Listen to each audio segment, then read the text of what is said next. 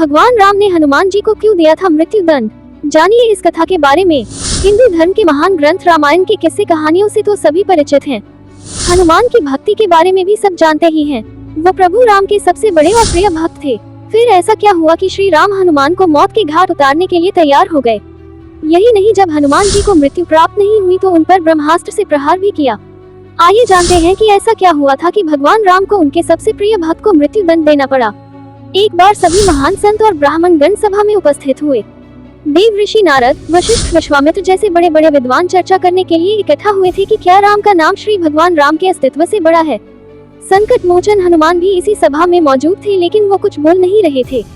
चुपचाप मौन अवस्था में वो मुनिगणों की चर्चा को ध्यानपूर्वक सुन रहे थे। नारद का मत था कि भगवान राम का नाम स्वयं भगवान राम से भी बड़ा है और ये साबित करने का दावा भी किया। अब चर्चा समाप्त हुई तो सभी साधु संतों के जाने का समय हुआ।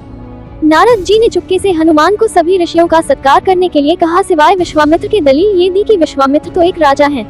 हनुमान ने बारी बारी से सबका अभिनंदन किया, पर जैसा नारद ने समझाया था विश्वामित्र को जानबूझकर अनदेखा कर दिया। अपना उपहास देखकर विश्वामित्र क्रोधित हो उठे। वो गुस्से से तमतमा रहे थे। विश्वामित्र ने राम भक्त हनुमान की इस गलती के लिए मृत्यु दंड देने का वचन लिया। भगवान राम हनुमान से बहुत प्रेम करते थे, लेकिन विश्वामित्र भी उनके गुरु थे। गुरु की आज्ञा न टल जाए, इसलिए राम ने हनुमान को मृत्यु दंड देने का निश्चय कर लिया।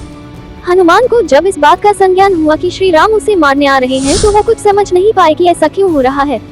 तब ऋषि नारद ने उन्हें राम नाम जपते रहने की सलाह दी।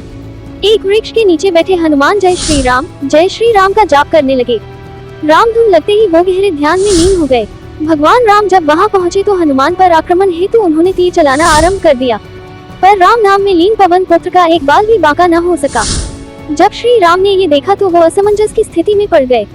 उन्होंने मन ही मन में विचार किया कि जो भक्त मेरा नाम जप रहा है उसकी मैं तो क्या कोई भी कुछ नहीं बिगाड़ सकता।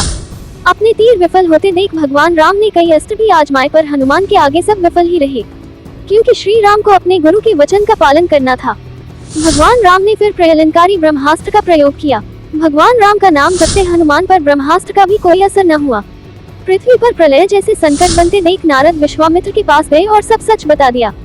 इसके बाद विश्वामित्र ने राम को वचन से मुक्त कर दिया और देव ऋषि नारद ने ये सिद्ध कर दिया कि राम नाम स्वयं भगवान राम से भी ज्यादा शक्तिशाली है। जय श्री राम।